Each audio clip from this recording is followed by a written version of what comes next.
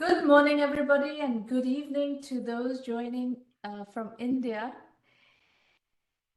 Welcome to today's 1 million by 1 million strategy roundtable for entrepreneurs. 1M by 1M, as you know, is the first and only global virtual accelerator for technology startups in the world. Our mission is to help 1 million entrepreneurs reach $1 million and beyond in annual revenue. Maureen, I do not have control of slides. So I cannot advance slides at the moment. So in support of our mission, we have done a tremendous amount of work in the domain of online incubation, digital incubation, acceleration, mentoring, and so forth. So today's session is a slightly different session than what we normally do in this format. We run these roundtables generally as mentoring sessions. So today we're going to have that normal conversation with Kiran, but we have, before that, we have something slightly special, slightly different, which is a strategy about how to build the Eastern India ecosystem. So I'm going to go to that conversation in just a moment. Just know that this conversation is being recorded. This session is being recorded, and it will be available on YouTube on our channel. And all our mentoring sessions are available on that channel as well. So after this session, if you're trying to share this with people, no worries, you will have access to it. So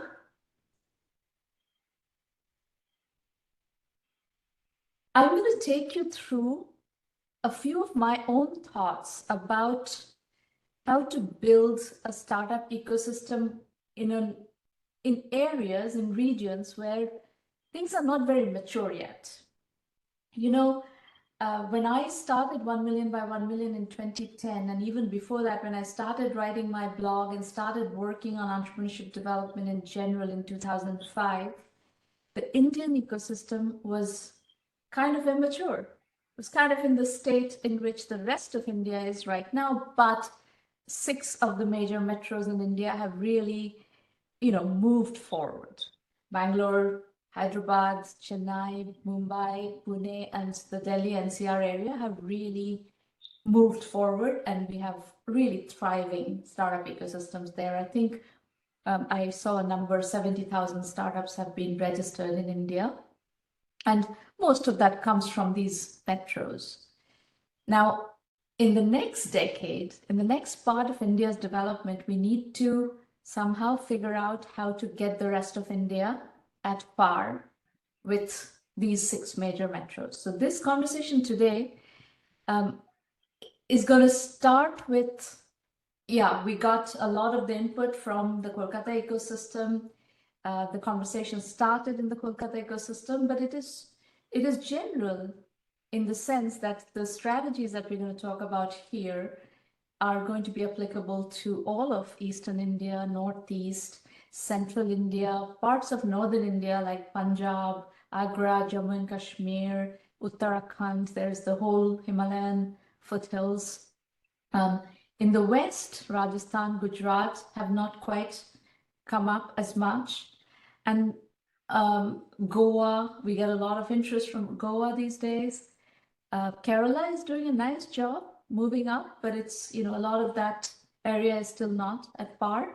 And even in the states where there is one major metro doing really well, like the Maharashtra, like the Karnataka, like Tamil Nadu, there are many areas in those states also that require significant development still. So the strategy we're going to discuss is going to be applicable to all of those places.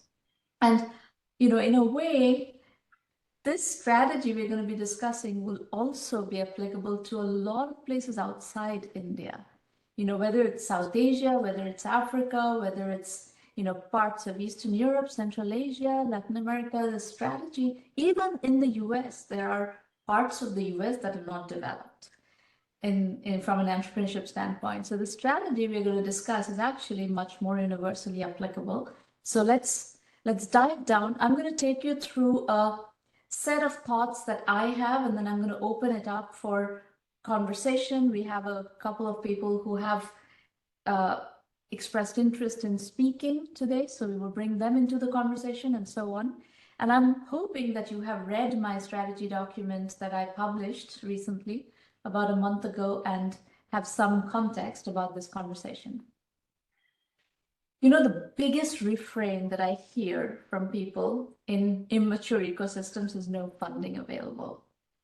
Now, the truth is, there's no point in saying this, because even if funding were available, you would not be able to raise that funding until you become fundable. What is a fundable startup? A fundable startup is something that can go from $0 to $100 million in 5 to 7 years. I'm talking about VC funding. I'm not talking about bank funding. I'm not talking about inventory financing. I'm talking about venture capital financing and all the feeder funding that goes into VC funding, the angels, the micro VCs, the seed accelerators that take equity and find their exit through these kinds of follow-on financing. So no matter what you do, you're going to have to bootstrap first, raise money later. This is how funding happens all over the world.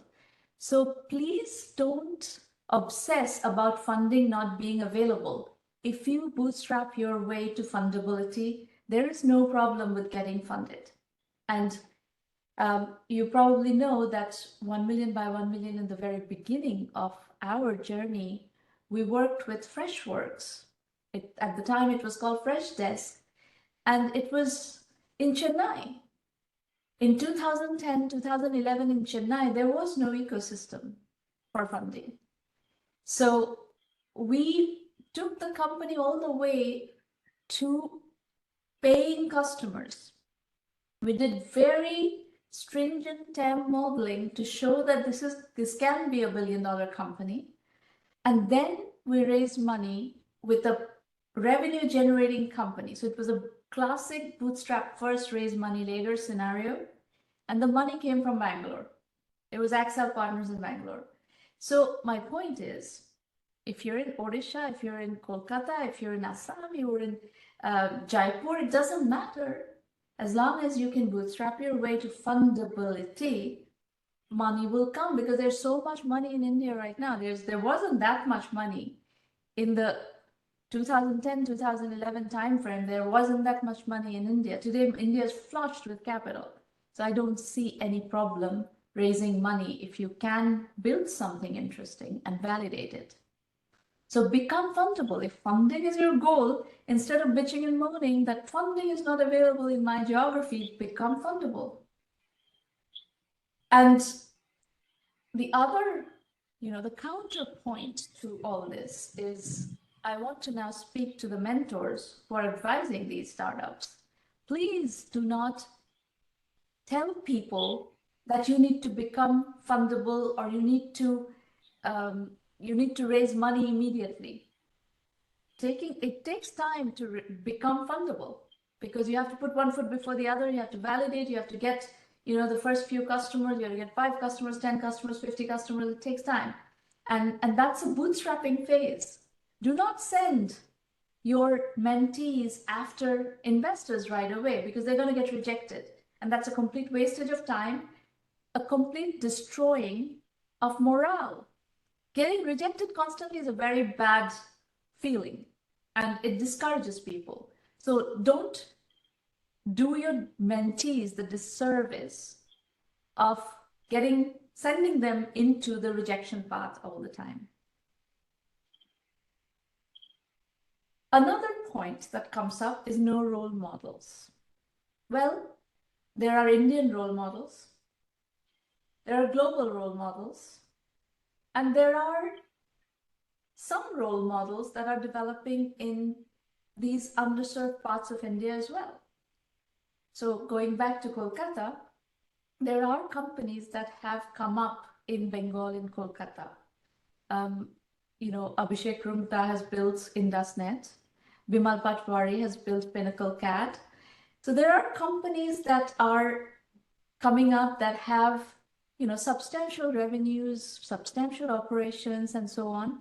In India, there are many role models. There are many unicorns today. So there's the Flipkart guys, there's Freshworks, there's a lot of companies now that have come up and that have done very well. So, don't worry about role models at this point. The other thing I would say is that one of my role models, well, I'll talk about two. One was Sridhar Vembu, who I'll tell you Sridhar's story in a little bit towards the end of the program, but Sridhar Vembu has bootstrapped $1 billion plus company. So much of my instincts about bootstrapping got validated through many, many conversations over the years with Sridhar Vembu. And, that's a wonderful role model for all Indians, I think. And the other role model that I have was a company that pitched me, and I did the story. Sridhar also I got to know because he came and pitched me about his story. Nobody wanted to write about it. This other role model I have is a company called Fine Art America that pitched me. It must have been 2007 or something, and I did a story on them. And with 3 people, this company was doing $5 million. Everything was technology. Everything was virtual, everything was technology, and it was perfect execution. And I really liked his story because he was having tremendous impact on the artist community with a very small team, just by very, very good strategy, very good execution. And that's kind of how I built 1Mby1M. We have a very small team. We have huge impact around the world. And it's a very small, from a team point of view and so forth, it's a very small company.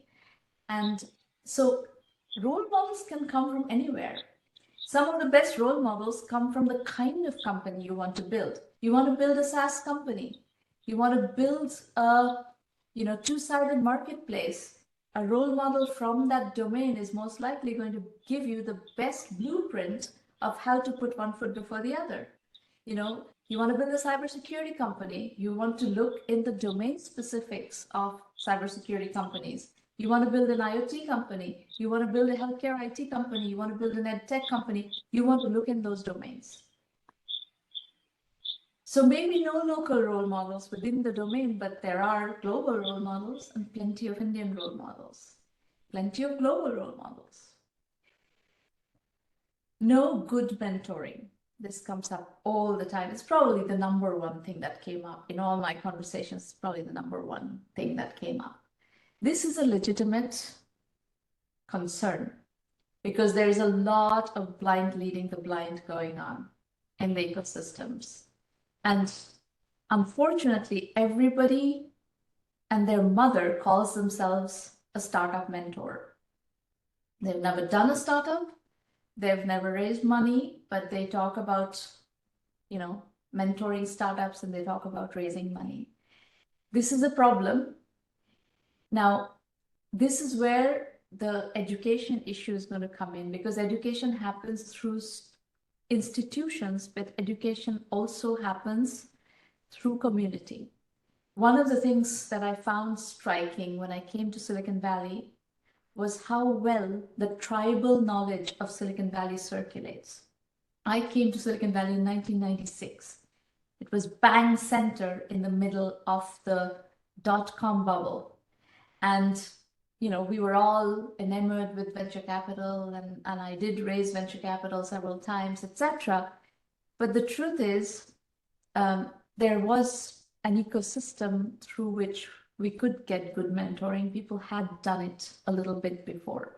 Not at the scale at which we are doing it now. Now, so many companies have been built in Silicon Valley, in Bangalore, in Buenos Aires, in everywhere, right? There are companies being built at the moment everywhere, and many hubs have come up. Like there are probably more like 50 to 100 hubs as opposed to just Silicon Valley. So there's a lot more local mentoring available, but in the regions that we are talking about, the backwards region, that mentoring may not be available to the extent. And to the extent there are some role models, some people who are capable of mentoring, are qualified to mentor, have limited time. They're running their own companies and they're not available necessarily. So over the years, I have looked at the Khan Academy model very carefully. What the Khan Academy model emphasizes is the issue of there being inadequate teaching professionals, inadequate educators. In the K through 12 bracket mostly, Khan Academy's work is mostly at the school level. And what they decided that they were going to produce all the lectures and all the content and flip education from a sage on stage model to a guide on the side model. So the educator, the teacher in the classroom, instead of, or the tutor, instead of delivering a lecture, will use the Khan Academy lectures and the Khan Academy content and then become a guide to the students.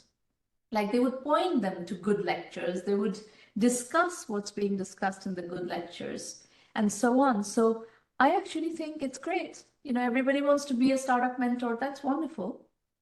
But use content that is powerful content, substantial content. Don't try to, you know, wing it. Don't try to teach random stuff, especially don't try to teach the wrong framework. So the Khan Academy model is going to be very important in bridging the gap in qualified education. We need educators and mentors to shepherd students, and in our case, entrepreneurs, into a proper path of learning. But it needs to be more in that Khan Academy model as opposed to people coming up with their own ideas and teaching whatever they think is right, because they're teaching a lot of wrong things.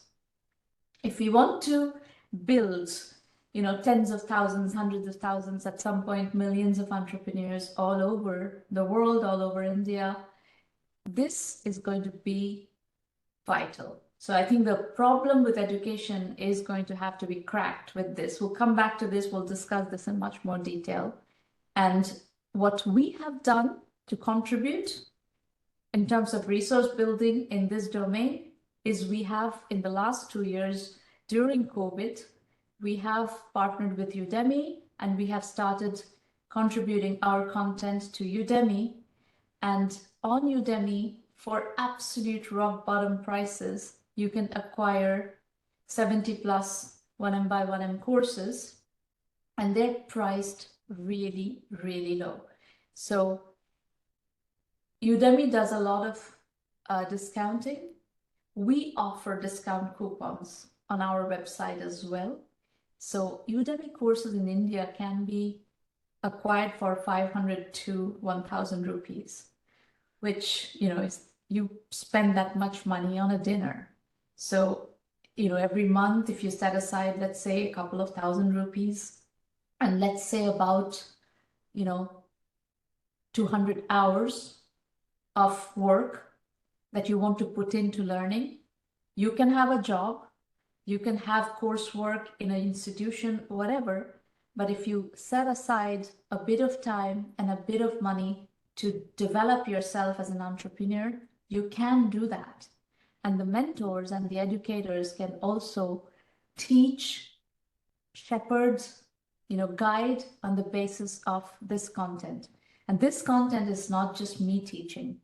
We have brought together thousands of successful entrepreneurs from around the world in different domains. We cover many domains and we cover many methodology elements. They are teaching with their case studies. It's 100% case study based system. So in the case of K through 12, you have Khan Academy. In the case of entrepreneurship education, you have 1M1M on Udemy, and that's going to be a valuable resource as we scale the entrepreneurship pipeline in India and elsewhere. Another theme that comes up all the time in these discussions is no products, there are only services companies. My take on this is services companies build skills. So services companies are actually valuable to have in the ecosystem. How did India's tremendous growth in entrepreneurship happen?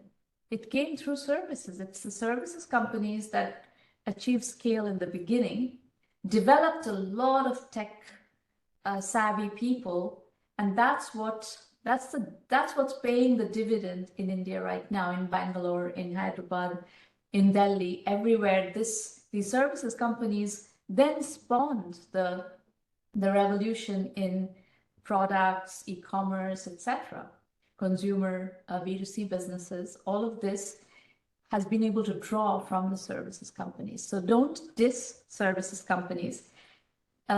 It's okay to build services companies. And also you can bootstrap products using services. This is a tried and true methodology of building product companies by leveraging services companies, generating cash and setting aside some cash and some resources with which to build products. We have courses on bootstrapping using services, and it's a very common way that we see. We have a track in 1M by1M. We support a lot of bootstrapping using services companies. A related issue that comes up a lot is there's no risk appetite. This comes up a lot, especially for Eastern India. This is not a very risk-prone geography. You know, in Calcutta in particular, Bengal in particular, people do not like a lot of risk. So we need to find methods of de-risking, how to become an entrepreneur. And that de-risking can happen through a couple of strategies.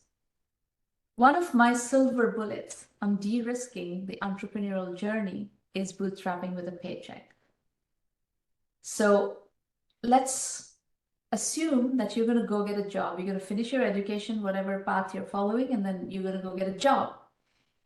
While you are, if you have entrepreneurial aspirations, go get a job. Go get a job for a couple of years. While you're working your job, set aside 200 hours a month to do an entrepreneurship education. You have to learn how to put one foot before the other in entrepreneurship. A lot of fear subsides when you know what to do. Part of the fear of risk is not knowing what to do, not knowing how to put one foot before the other. So you kind of can mitigate risk by bootstrapping with a paycheck. And we have, by the way, this is a track that we are doing extensively in 1M by1M right from the beginning. We've had lots of companies succeed this way. And then you can, quit according to your, capacity. So some people are bootstrapping with a paycheck all the way to break even. Sometimes we have several co-founders who are bootstrapping with a paycheck, 5 co-founders bootstrapping with a paycheck, and they quit their jobs one by one. They don't all quit at once. They quit one by one. So that's okay. Whatever works, there are many different ways of playing this strategy, but the education part is much better to do while you have a job instead of trying to do it while you're on the entrepreneurial path. Bootstrap using services is also a way to risk mitigate, because services companies tend to generate revenues early. You start a company, a services company, your first order of business is to go get projects and start delivering those projects. So you're not spending 18 months or 24 months building a product and having to run an operation in the red. So services companies, this is another reason why I like services companies. Bootstrapping product using services is a significantly de-risk strategy, and de-risking is going to be important in the Eastern India or in the less developed ecosystems. So when we teach methodology of how to do a startup, how to follow an entrepreneurial path, teaching these methodology elements are going to be important. Another very interesting strategy for bootstrapping and de-risking that has come up is bootstrapping by piggybacking. There are platforms out there that you can build on top of. So Salesforce.com has a platform, Microsoft has a platform. These are platform as a service. You can build SaaS products on top of PaaS, platform as a service, by piggybacking on PaaS products. So, Google has PaaS platforms. Atlassian has PaaS platforms. There are all kinds of PaaS platforms out there that you can piggyback on, and it's a lot cheaper to build products if you piggyback on somebody else. So the cost of bootstrapping is much, much, much lower. You can also do bootstrapping by piggybacking and bootstrapping with a paycheck combined. You can do bootstrapping by piggybacking, bootstrapping by services, and bootstrapping with a paycheck combined. So these three are three very, very important methodology elements that are worth understanding, worth learning, and that's going to help in de-risking. People say no big ideas come out of these geographies. That's why nothing happens. No unicorns come out. Well, that's okay. I'm okay with that. For the moment, let's work with the smaller ideas. There are many more 1 million, 2 million, 5 million, 10 million ideas than billion-dollar ideas. So let's ease people in a lower risk way into smaller ideas and start building businesses, learn how to build businesses, build sustainable businesses, build profitable businesses. You can only be sustainable in a bootstrap mode if you build a profitable business. Let's teach all of that. Let them build businesses. And let's not obsess about big ideas for the moment. Excess is not a requirement for success. And you can build very large services companies as well. Persistent Systems is a $1 billion plus services company. IndusNet in Kolkata is a services company. It's doing very well. 8-figure plus services company. No unicorns. Okay, no unicorns. That's fine. For the moment, no unicorns is okay. Unicorns will come. If you can build a culture of entrepreneurship, unicorns did not come in India right from the beginning. Services companies came first. So in these backward geographies, let's first get the ecosystem running with small ideas, small businesses. Unicorns will come as the ecosystem matures. One of my favorite stories, as I said, is Zoho. Zoho did not start as a unicorn idea.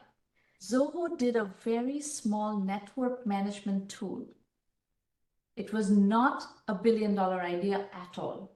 It became the cash cow with which Sridhar Vembu bootstrapped and financed this Zoho idea, which was at the time basically a knockoff of Salesforce.com CRM product, and priced it at 1/6 the price point of Salesforce.com. This is the story of Zoho. Zoho did not start as a unicorn. And I think the story of Zoho is the ideal role model for a lot of India. Start with something small, get the hang of it, start understanding how startups work, how, build credibility, build confidence, and then you can do something bigger if you want to. So Zoho is the classic example of where we need to go, is build, start with small ideas, build, get used to it, get comfortable with it, de-risk. Zoho is a highly de-risked entrepreneurship path. So Zoho is a very important case study in all this. The story of Freshworks, as I said, is a story of bootstrap first, raise money later. So you bootstrap first, blitzscale later. You can attract huge amounts of funding if you have that kind of a story, that kind of a narrative, but it has to be a validated narrative. And Freshworks did have a validated narrative that could attract 250 million plus in funding, and eventually had a very successful IPO. So all this is viable, but we have to teach the right methodology and we have to avoid this blind leading the blind situation, because the people who are getting into entrepreneurship in these places are getting discouraged and kind of derailed with bad advice. We had to stop that. And then we had to do education at scale of the right methodology, of the right case studies, of the right role models, and build up from there. As I told you, one of the formative stories for me was the story of Fine Art America. That was three people, a SaaS company for artists who were trying to promote themselves on this platform. And it was essentially three people doing $5 million. I loved this story. And since then, they became much larger. But when I saw that, it started showing me what is possible. And frankly, no matter where you are today, with very small teams, you can build very, very large businesses. So my message to mentors and educators is follow a framework, follow content that is credible content. Do not try to come up with all this on your own, because it's not going to hit the spot. If you haven't done it before, if you don't have the depth of understanding of what you're teaching, you have to follow content from where that depth can be derived and the nuances can be derived. So bootstrapping, not blitzscaling, is what we need to teach. That's the methodology, that's the framework that needs to drive the entrepreneurship education strategy of the backward India. And bootstrap first, blitzscale later is a perfectly fine way to go about things. Or just keep bootstrapping. That works too. Either of those is fine. And then if you follow this logic, the logic that I just provided, nothing is missing if you follow the 1M1M framework. Nothing is missing from the ecosystem. You just have to learn the right methodology, the right framework, and start executing bit by bit, put one foot before the other. So I will call on people who wanted to speak on these topics. I have set the stage with my thoughts. The principle of 1 million by 1 million, the philosophy of 1 million by 1 million is entrepreneurship equals customers, revenues, and profits. Financing is optional, exit is optional. So this is what we need to teach. Let's stop complaining, let's start building. So let's get back to the education topic, and we have two people who want to speak on the topic. Let me call on Biplab first. Biplab Pal, would you please unmute your line and offer your comments? Yeah, no, thank you, Stromona. I think you have nicely summarized. Now, let me introduce myself a bit. Uh, Currently, I'm in Baltimore, and I go back and forth between Baltimore and Calcutta. For last 10 years, I built four startups in Calcutta. Some are doing better than others, and I also have a non-profit educational initiative among the Bengali kids because of the same thing you told, that there is a really lack of, I would say lack of, actually non-existence pool of the educators that can educate the kids for what they can be a supply line for our latest trend of the startup. So I've gained some experience while doing both entrepreneurship and teaching the kids. Currently, our education initiative is pretty big. Actually, it's going to be one of the largest in Bengal, especially for bringing out. What is it called? It's called Jivon and Jivika Foundation. We just started 3 years back, but didn't get any success. But for the last uh, 4 months, what I did, I expressed all of my failure. Why, as you pointed out, why they are de-risking, why they are not learning. So I put up a book. It's called Jivan and Jivika. That's the name of the book I wrote, and I distributed freely. Approximately 5 million copies were distributed, and all of a sudden, I started getting a lot of traction because that was the only way I could have reached to the people writing in Bengali and reaching out to the parents. And got a huge response actually. Right now, I am launched a huge initiative to educate the kids from class 1 to all the way to their graduation level. Uh, Very quickly, we rolled out all the model. I'll come back to that, but let me tell you my journey as an entrepreneur, why I thought education is the foundation for the next generation deep tech startup. So I did two non-deep tech and two deep tech startup. Deep tech startup that I did it in Calcutta. One is called Prophecy, another is Optiv. Optiv works in biosensing and very deep level R&D with outsourcing. And Prophecy does IoT startup. And both of them have been funded more than approximately 17 million till to date. It's a huge funding I bought from US to do it, and I don't need to raise funding because from the very beginning, I went out with a strategic group who can actually put up the money because their company needed those technologies. It's just like another method of doing startup, not bootstrap, not funding, but you become a strategic part of some group and company that require a lot of new technologies. So you give them the technology, they fund your R&D, and then you try to package those things as product, which is Yeah, probably not a big it's kind of a bootstrapping using services model. That's correct. But in a way, it's in a deep tech in the sense that stuff we do There is involves a problem with deep tech in the services model. If you have expertise, I think the issue is whether you have expertise or not. If you can have expertise and if you can build expertise, deep tech in a bootstrapping using services model is okay. That's correct. But the trouble we faced from the very beginning, I mean, today we have a biology lab, we have a chemistry lab, we have a physics lab, and we work very closely with IIT Kharagpur and IIT Mumbai. Many of the labs we are working, we have licensed many of the technologies from the IITs, we paid for that, and they're already product in the market. But the problem that I saw in scaling up is not really the money. Money, if you are doing deep tech and you are addressing the right kind of pain of the industry, money is plenty available, as you rightly pointed out in US, and we're in a globalized economy. Calcutta can also get money from US. We're doing that. Yeah. The issue is not getting the right kind of manpower. So I can have like I have 13 PhDs in physics, chemistry, math, and statistics and this. The problem I do see despite the people have the degrees in India, they are not trained for building product or doing innovative thinking or taking.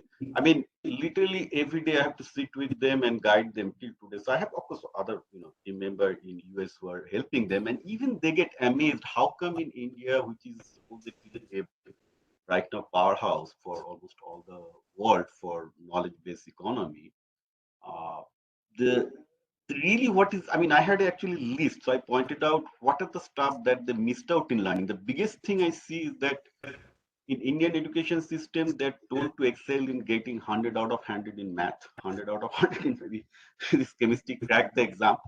Now, of course, as you know, in startup, it doesn't work that way. In R&D, we fail every day.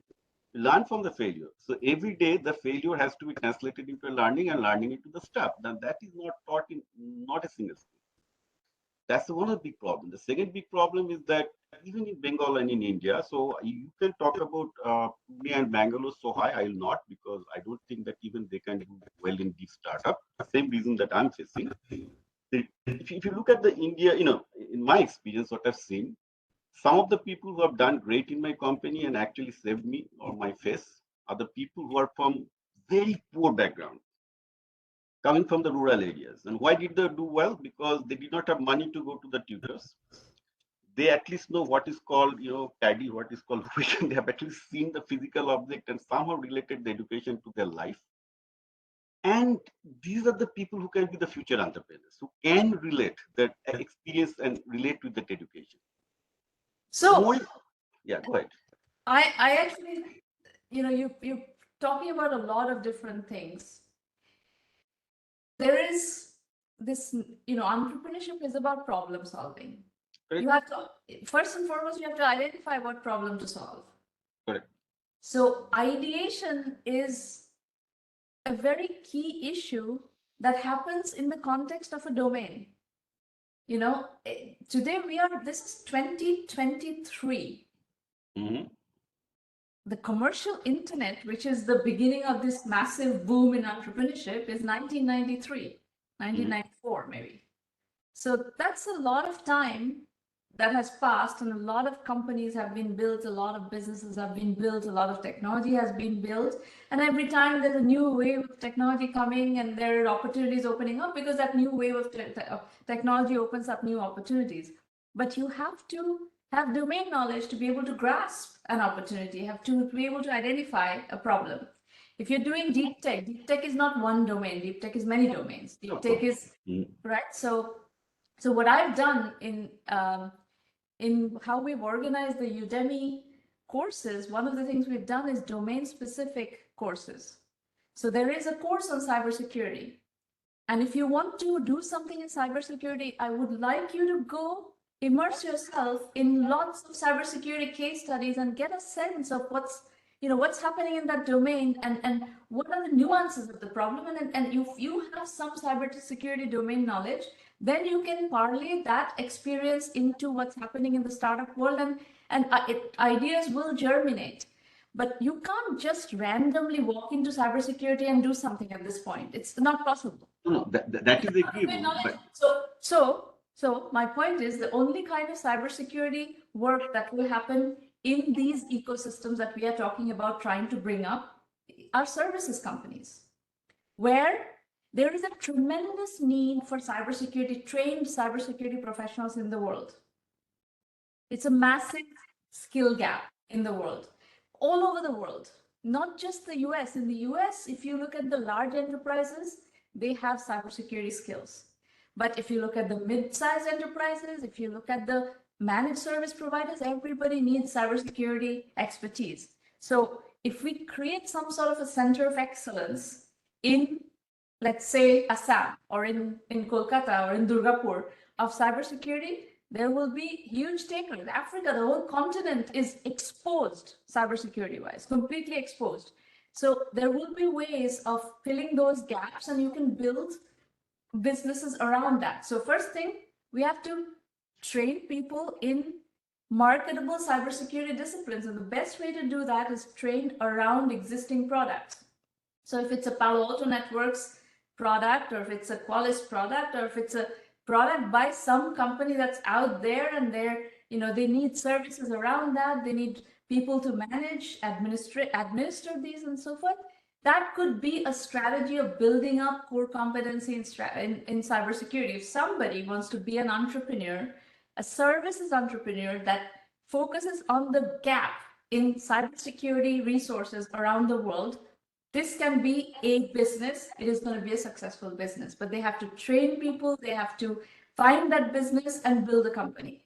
And then many years later, once there is core competency and domain knowledge that develop inside of these companies, entrepreneurs may come up through those ranks who will work in these services companies, who will see problems and may have solutions. So that could be a product company later on.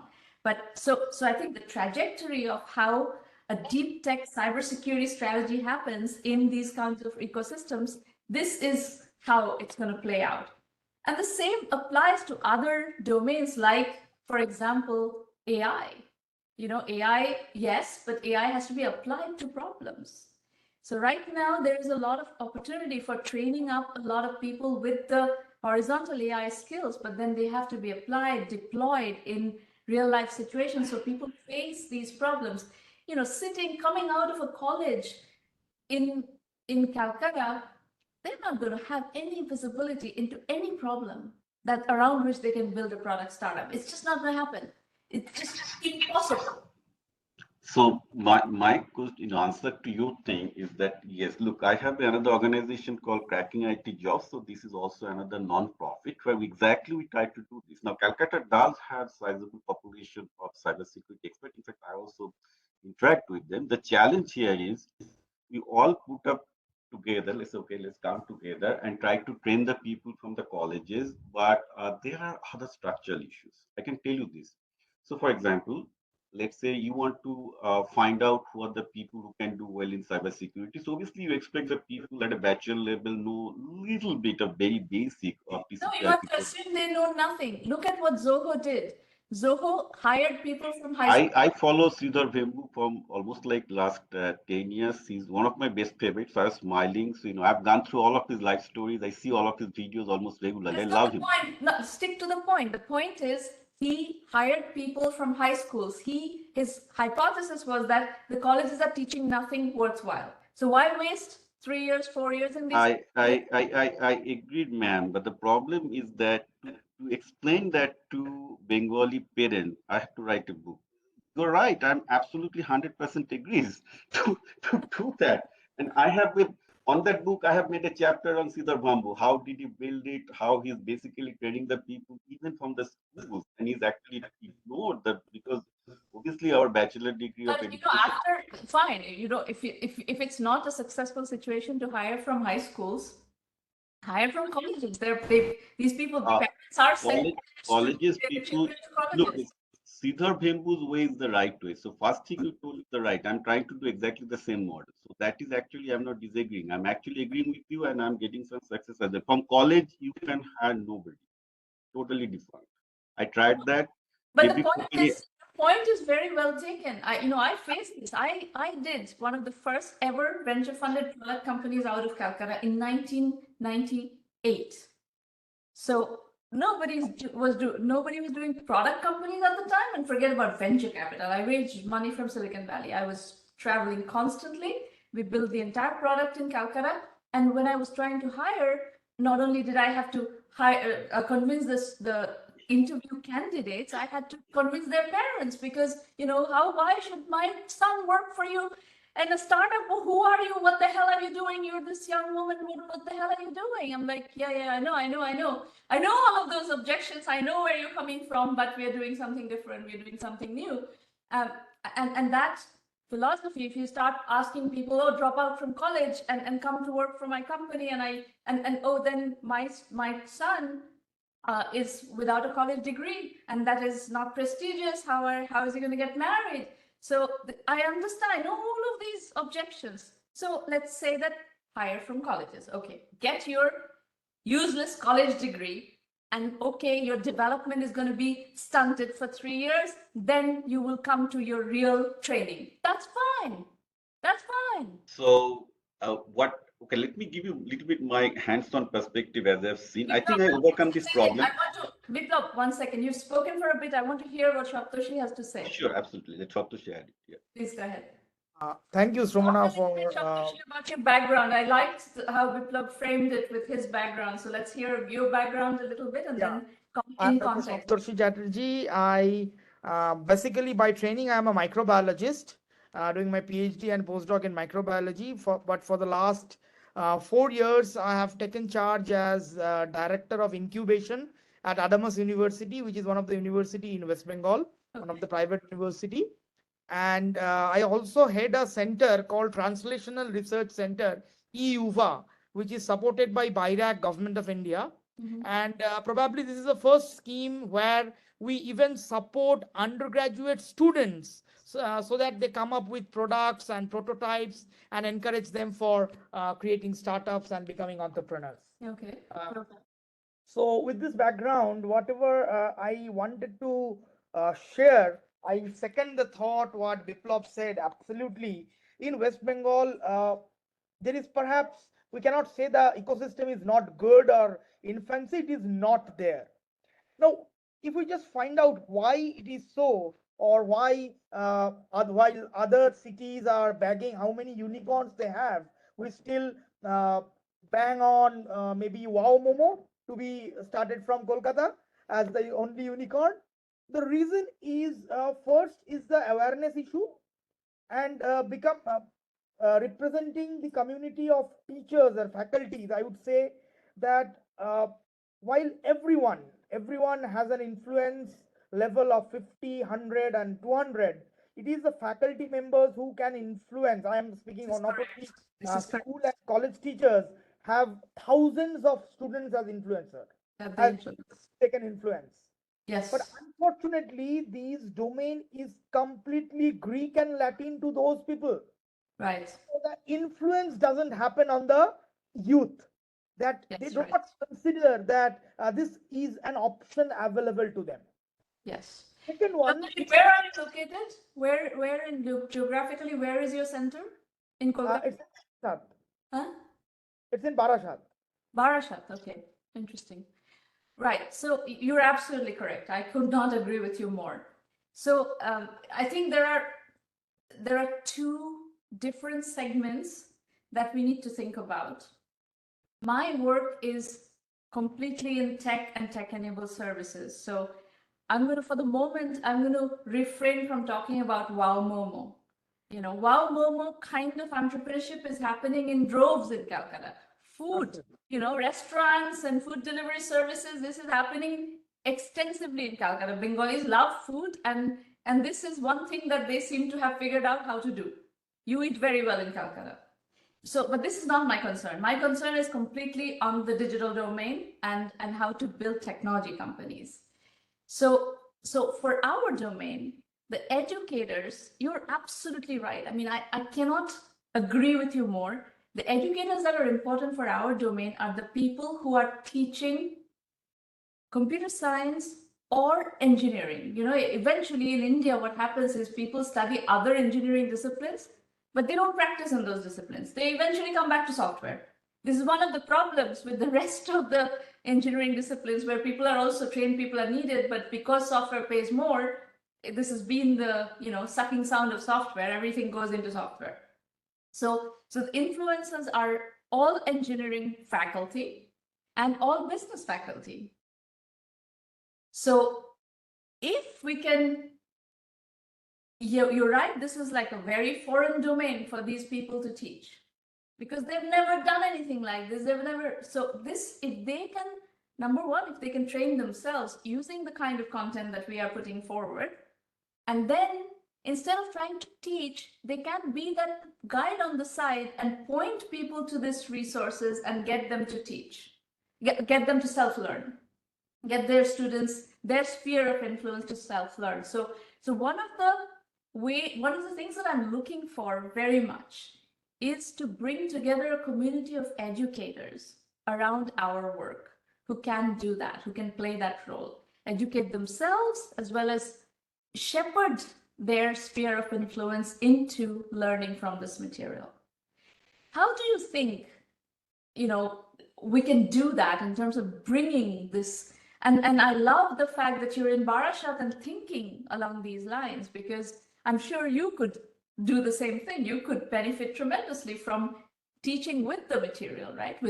Rather than without the material. I am talking to Kolkata, the incubator that they're doing over there, and we'll see what we can do with them. But it's the same. It's that issue. I think if we can crack that issue, if we can get all these educators standardize on teaching a methodology with credible content and credible people delivering those lectures, our content is case studies.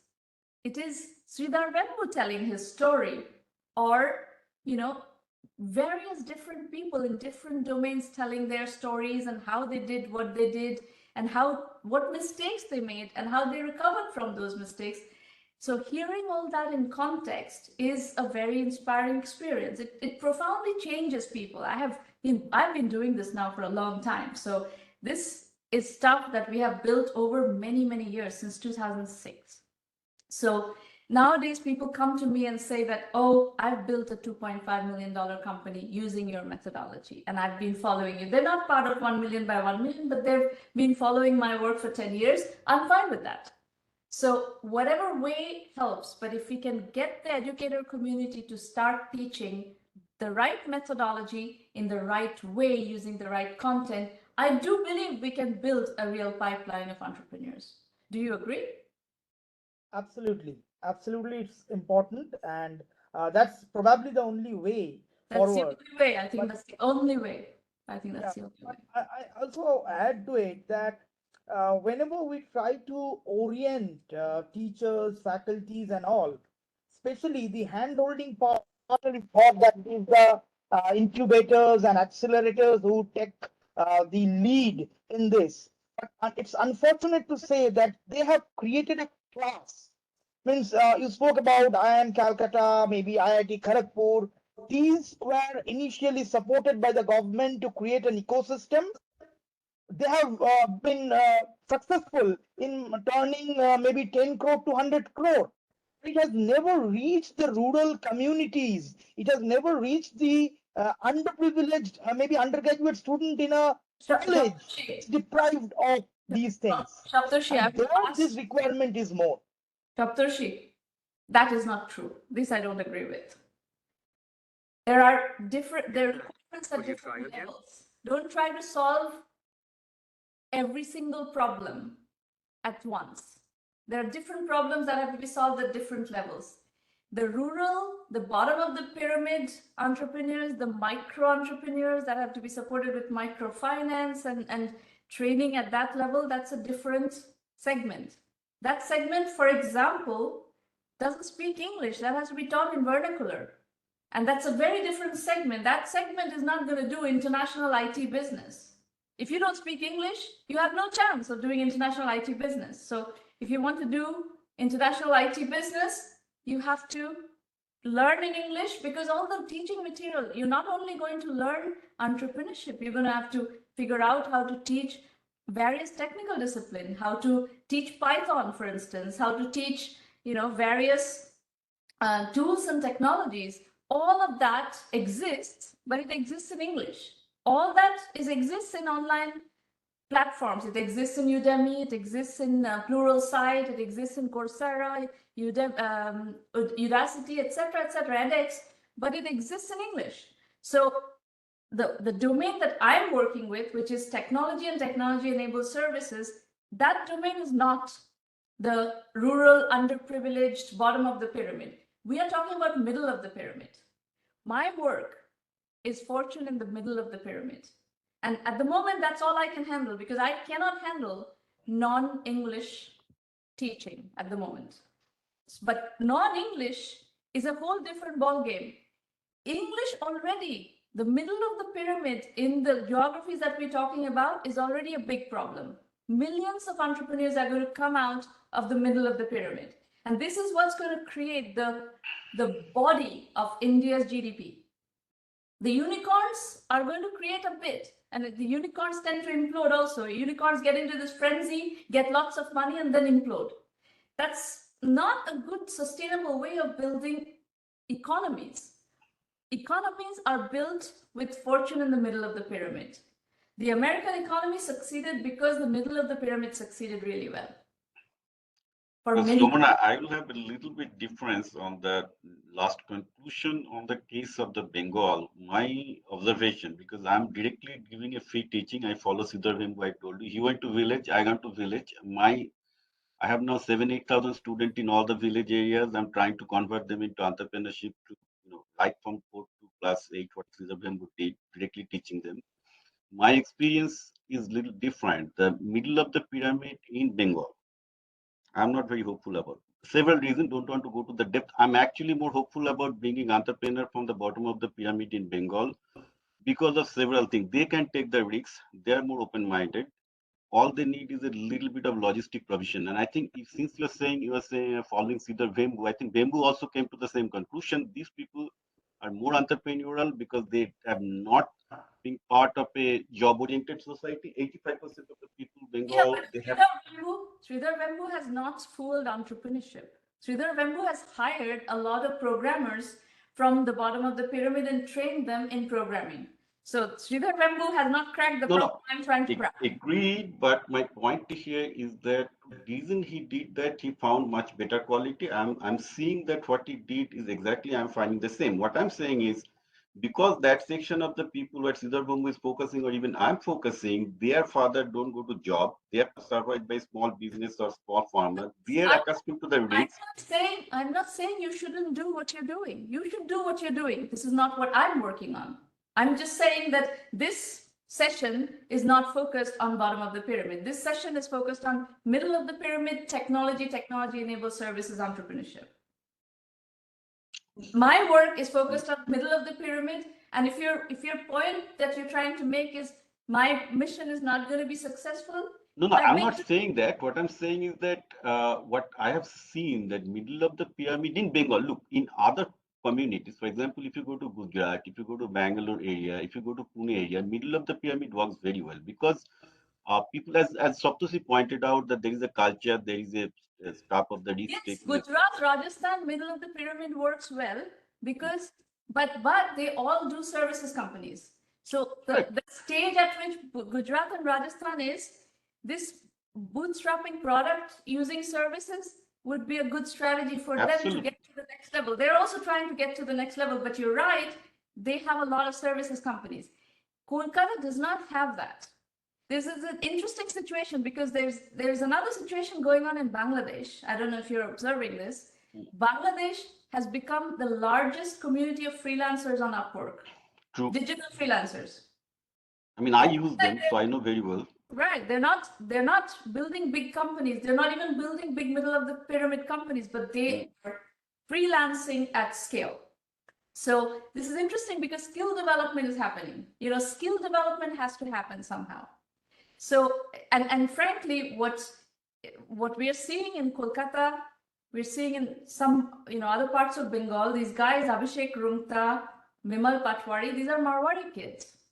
These are Marwaris who are building companies, but that's okay. You know, Pallav Nadani, these are all Marwaris who are building companies. I'm okay with that. Let the Marwaris and the Gujaratis who have the entrepreneurial tendencies lead, but the skill development needs to happen. Unless there is skill development, unless people are facing problems that are relevant problems, no entrepreneurship is possible. But So this is exactly my point is that middle of the pyramid, Bengal, they're more interested in getting SSC and a school service commission job. They are not interested in entrepreneurship. Shoptoshi will understand that, look, I'm working in ground. I really want them because, look, I know the middle of the pyramid would have been my supply line for my company and everything. I tried my best to do things. What I figured out is they are very risk averse because of the whatever the cultural social background is. Only people I see in Bengal who can take risk taking, can want to skill themselves, really have that vigor to go ahead a little bit lower of the pyramid. It is a little bit different than Gujarat and Rajasthan. That's all I would say. but you're confusing rural and poor with risk taking in technical fields, because there are rural and just a second, let me finish, please. Just I'm finish. not. No, Right. let me finish. There are a lot of poor people who are using technical education as a way to leapfrog out of their situations, and they will make very good entrepreneurs for the same reason that you're talking about. I agree that exactly should happen. I firmly believed in, I myself is a good example of that. But the problem is when I tried to take this to the Bengali people, their mindset is so risk-averse. You already put it. Look, I'm not obsessed with Bengali people. I don't Okay. care if Marwaris do the companies and Bengalis work for them. I don't care. But the skill development needs to happen. The issue that is missing here is skill development. 100%. I'm leading a lot of skill development that is very, very well starting from everything. No, no, no, get into the detail, but there too, you have, I mean, I face this on daily basis. Say, for example, we have a lot of skill development, including cybersecurity to, latest, let's say, full stack development, everything that need to happen for building a startup, service startup, as you pointed out. I have posters on all of that, for example, that going into this quiz. Main problem, what I'm finding, and we have a lot of students, by the way, it's not a failure or anything. Main problem is, let's say, you push them a little bit harder. Said, okay, you have to, in order to get to the entrepreneurship, not sorry, internship to a good company, you need to really achieve this level, or let's say push them that, you need to, because most of them will take as a intern, or they have to intern in a company, good company in 1 or 2 years. So I have to build this relationship that they can get a good internship.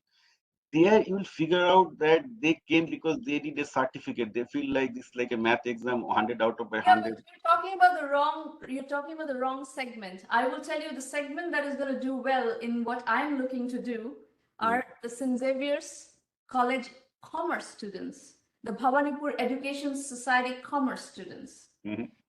It is, I don't know where. No, I agree. I agree with you. In I think fact, that's where the people who are hanging out, who have the risk appetite and who have the hustling capability are hanging out there.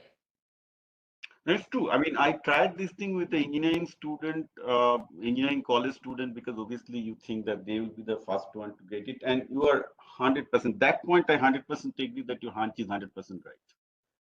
Somana, I You want just to say wanted to something? Go ahead. add one thing. Uh, Here, a lot of attempt has been made to teach swimming without giving water. So I think that is a reason Sorry, why most what? Teach what? teach swimming without giving a water or without giving pond. because Sweeping. until you swimming, if you Swimming. teach swimming, just looking at a video, because most of the attempt in this part of the country, especially Kolkata and West Bengal, people thought that let us teach them entrepreneurs, which never succeeded and is not going to succeed. We have seen that we have given as low as 2.5 lakhs to 5 students, and all these 5 students are undergraduate students from a college. They are not underprivileged, they are not poor students, but they are from a rural college where none of them has grants. Now they are in the second year, they are coming up with a startup company because they have got a pond to swim and they learned how to swim. I don't understand. What is the what is the analogy? What are you talking about? I mean to say that if we do not expose people to this entrepreneurial environment, just teaching entrepreneurship may not work. But because that has happened for Bengal. Right. So may I take 1 minute to explain? I can explain. I can explain I Shoptoshi's. want to finish. I want to address this topic. I have been teaching entrepreneurship for a long time, and I've taught entrepreneurship to a lot of people, okay, at scale and all over the world. I happen to know how to teach entrepreneurship. And how people learn entrepreneurship and how people have learned entrepreneurship through our platform is through the role models. Absolutely. How did this person do this? Then, oh, okay, he did it this, he put one foot before the other that way, then I can copy that journey. That's how they learn. So your pond analogy, I don't know. My pond is this pond. My pond is the internet. And True, but what Shoptoshi mentioned, Don't cut me off, Biplab, stop. Okay. Anytime you want people to do digital entrepreneurship, the internet is the pond. What is missing is the ability to figure out what is the idea around which you build a business. And for the moment, given the state in which Bengal is, Orissa is, Assam is, and a variety of other places, Sikkim is, it is going to be small ideas. It is going to be the Sridhar Vembu situation.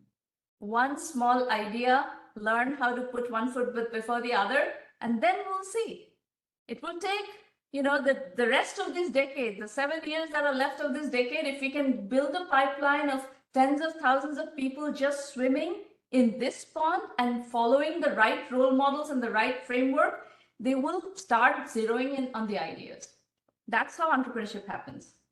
So, Shravana, I'm not disagreeing, but I said that to listen to what Shoptoshi's point, just because my personal experience. Look, what I have seen, I'm talking about this small service business in Kolkata. If you see who are those people, because if you go to Newtown and Sector 5, there are a lot of service companies being set up. Many of them are my friends.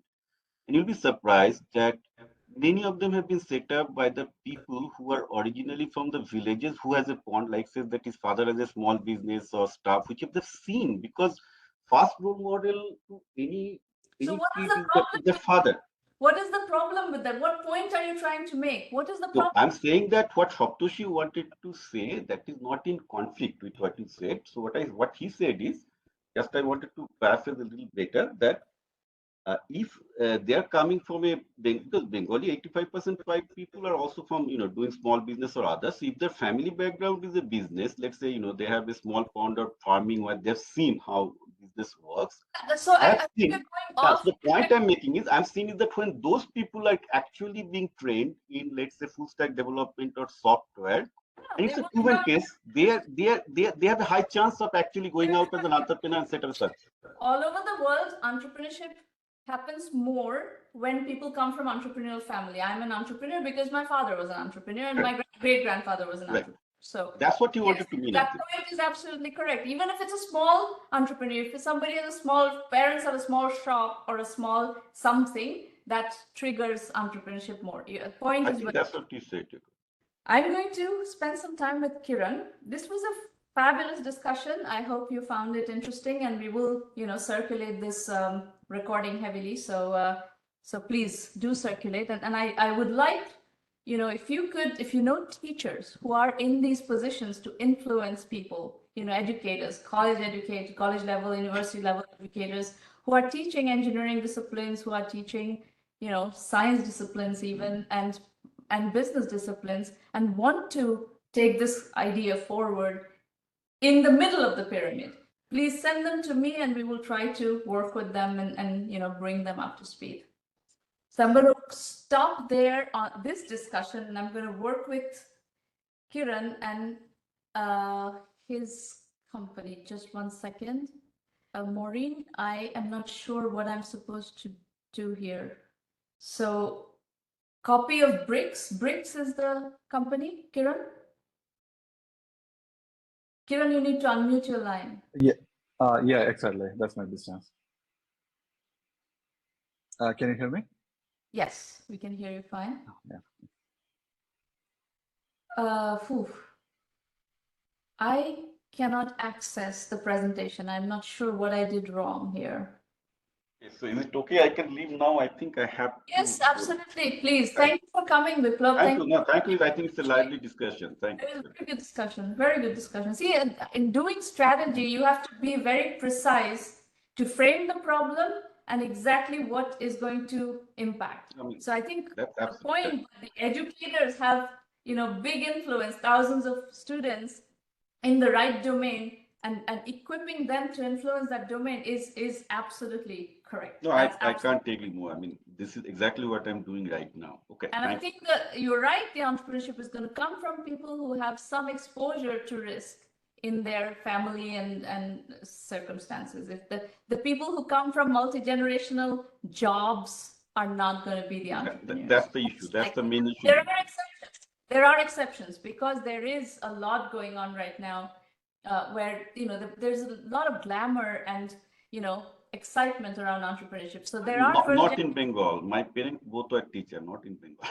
That's not true. That is not true. That is happening in Bengal because there are people who have gone outside of Bengal and have succeeded. So true. Their children, people who have succeeded the regular way. One of many of my colleagues who work with me in the DIAS in Tarka projects, they went and got jobs in Bangalore, Hyderabad, and they did well. They are affluent at this point, and they came perhaps from middle class, lower middle class families, but now are affluent, but they've only done jobs. The kids are interested in entrepreneurship. So that, that mindset change is happening. All right. All right. Thank you. Thank you for coming, Biplab. Thanks. Go ahead, Kiran. Tell me what you're doing. So this is what normally happens in these sessions. So go ahead. Yeah, thanks for inviting me, and it was a great pleasure to be joining. Yeah. Where are you, Kiran? Where is? I'm currently in Cochin, but I was in New York for last couple of months for my business. I just had based. No, I'm just traveling. My father passed away last week, so I had to come here for. Sorry. Yeah, I live in New York now for my business. So. All right, go ahead. Yeah. Can I start with my background? Yeah. I moved to Australia a couple of years for my higher studies. Then I started my first business, which is a service company, and I have been bootstrapping my business for last couple of years to work on our SaaS product, which I'm going to present you now. So yeah, it's completely related to what you are advising people to do, like bootstrap, build the product, and so that's the exact path what I'm trying to do for with my business, for last couple of years. So it was very interesting to hear from you, to validate the path what we are currently doing. I will start with my product. It's a SaaS platform which helps companies to adopt generative AI in their business. The value we are providing, any companies can launch a ChatGPT powered app that can be a personal assistant for each and every customer to find the right products, to help them find the right product for the end customers. So let's consider a company who is making $15,000, who cannot afford to maintain a customer service team. They can use our platform, give 24/7 customer service for each and every customer that can help to find the right products they're looking for and process the transaction. So that's what we're trying to do with the platform. It's very easy to use. It's a no-code platform. Just sign up. The brand new CRM and ChatGPT powered app will be launched for them to get started. The same platform can be used for online educators like you. You can build your own. You can offer personal learning assistant for each and every student, so that they can interact with the digital version of you to get answers instead of emailing you or trying to connect with you. So that our chatbot can start giving the answer based on the knowledge you are training the GPT. So that's my first feedback to you, based on what you've said so far, is these are two completely different businesses. If you want to be a personal assistant for choosing products, that's a sales assistant. Yeah. And if you're trying to be an education assistant for companies like us, that's a whole different business. And the training, the material, everything is going to be different. So choose one. Don't try to do both. That's my first feedback. Definitely. You can't do both. Yeah, definitely. Two different businesses, two different issues. Yeah. Which one? So these are the. We will start with e-commerce business, like online shopping assistant. So we'll start from there, and we may expand to other sectors once we have strong foundation in the first. Can you show me the competition for this? Do you have a slide? Sorry. Sorry, I didn't hear you. Do you have a slide for competition for what you're trying to do? I just I don't have the competition for now, but I do know a couple of companies who is already working on the similar concept. It's called for Inside. I just made this like short version of my pitch deck for our So if you're trying to do e-commerce, you are already doing bootstrapping using services. My suggestion to you would be to also apply bootstrapping by piggybacking on your product and piggyback on Shopify. Shopify has a platform as a service, and in e-commerce, they have like huge numbers of merchants.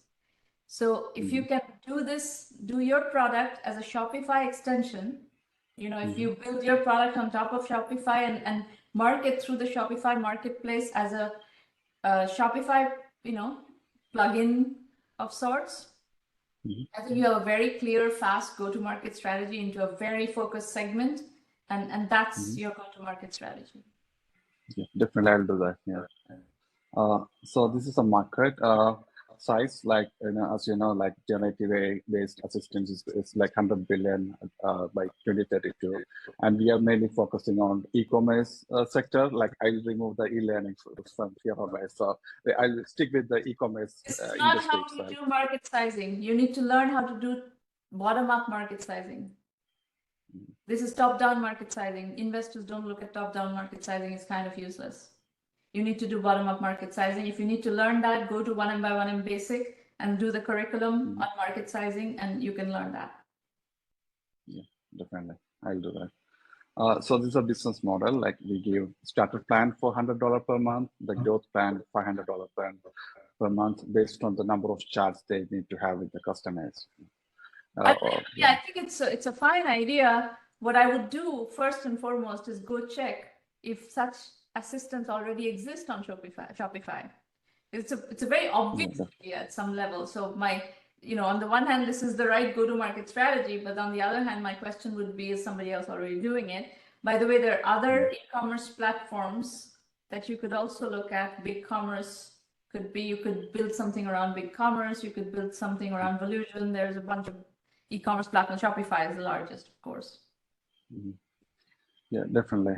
I look into it. Customer acquisition strategy, if you build it on the Shopify marketplace, is going to heavily morph towards the Shopify marketplace's dynamics. Yeah, definitely. Yeah. So we launched the product, and we're currently working with a couple of customers who has already showed interest. Okay. And we're building POCs with them. Yeah. We just launched last month, like end of last month in Toronto. We're currently talking with them to collect the data. So we need to get the product data from them to train the GPT to start serving customers. So we are in that process. Yeah. Yeah. So sorry, it's the questions I have for you, but sorry, like the title is Let me little answer bit your different. question. So You have strong technical background, but not sales and marketing. This is why I think, you know, the go-to-market strategies I'm suggesting are going to be easier go-to-market strategies for you. And if you want to work with 1M by1M, I will coach you within the program. Just join the premium program and I'll coach you on a weekly basis. definitely, Program and it'll be, I will do that. and mitigate your gaps in sales and marketing that way. The business is not going to be ready for investments by VCs in the next few months. That is a absurd expectation given where you are right now. We have a lot of work to do to get this ready for fundability. First and foremost, we need to understand what the competition looks like and which go-to-market strategy is going to actually be viable. But you can certainly get a lot of customers, which is the first step. You know, VCs would be interested if you can close a lot of customers in a high velocity way. So if we get there, then I can get you to investors. But you have to be fundable first. Remember what I said? Bootstrap to fundability. Yeah, that's what we really need to get there. Yeah. You have to get there. And I can get you there. You have to work, you know, diligently. But I can get you there. Yes. Yeah, and I'm a big follower of both Freshworks and Soho, like as a Indian companies that we always look forward to. So I think it's a good opportunity to work with you so that, you know, follow the same path they have been going through. So I think the business model is, I think bootstrapping by piggybacking would be a good solution for you. Especially if there is if there's room in the Shopify marketplace. If there are already 15 companies like this in the Shopify marketplace, that's going to be reason to pause and rethink. So I think if you decide to join the program, come talk to me in the next conversation. Come talk to me with your competitive analysis, including the competitive analysis of the Shopify marketplace, and then we can take decisions based on that. I will do that. Yeah, definitely I'll do that. Yeah, the third one is the recommendation, like for the business model. So I'm a little bit confused with the pricing model. Like, is it like something, you know, like, Pricing currently pricing model is going to get derived to a large extent based on the on your competitive analysis. So let's start with the competitive analysis, because if competitors are giving this for a dramatically lower price, you will not be able to go to $100. But if that's where the competition is, then it's okay. So there's, you know, let's start there. Let's start with the competitive analysis, and then I will give you the rest of the strategy based on that. Yeah, definitely. Straight away, I'll start working on that. So how can I like share the progress? So like, like just let me join. If you're not in the premium program, I will not be working with you further. So the only way to work with me is through the premium program. There's no other way to work with me. You can study you want. You can study 1M1M basic by subscribing. You can study the Udemy courses. All of that is, you can do that on your own time. If you want to dialogue with me on a weekly basis, that will have to be through the premium program. Okay? Yeah, definitely do that. Yeah, I had a look. It's really interesting. So I don't think there's no reason why I should not. Yeah. Maureen, I'm going to give you a little bit more about how to use 1M1M, which is what I'm trying to do. But Maureen, I'm not able to advance these slides. I'm not sure what's going on here. Can you help me? I cannot move these slides. Can you move these slides? In any case, I'm going to just speak in general. All resources are at 1M1M.com. If you want to join the program, go to the websites, look at what to expect from premium, what to expect from basic. If you just want to do curriculum, do 1M1M basic. If you want to interact with me, join 1M1M premium. And basically we will, you know, meet. It's the same format as this. It's WebEx roundtables. We meet every week and we go through strategy project by project. That's how we work. And you have a $1,000 annual membership fee price for the premium program that includes introductions to investors. However, I would like you to study the investor introduction policy on the website, because just by joining the program, I cannot send you to investors unless you're ready. I will try to get you ready. And some businesses do not qualify for investors. Some businesses will not have the velocity of growth based on which investors would invest, in which case I will not send you to investors. So just joining the program does not automatically give you access to the investor network. But everything is at 1Mby1M.com. We have roundtables, free roundtables every week going forward until mid-October, actually even beyond. So you can come and talk to me once for free, just like Kiran just talked to me with his business and I gave him some feedback here once for free. And sign up, by all means, come and talk to me at the free roundtables. But if you want continued sustained guidance, you need to be in the premium program. That's the best we can do, you know. If everybody came constantly to the free roundtables, that would be unfair, right? Okay, so I will call it a day today. Thank you very much for participating.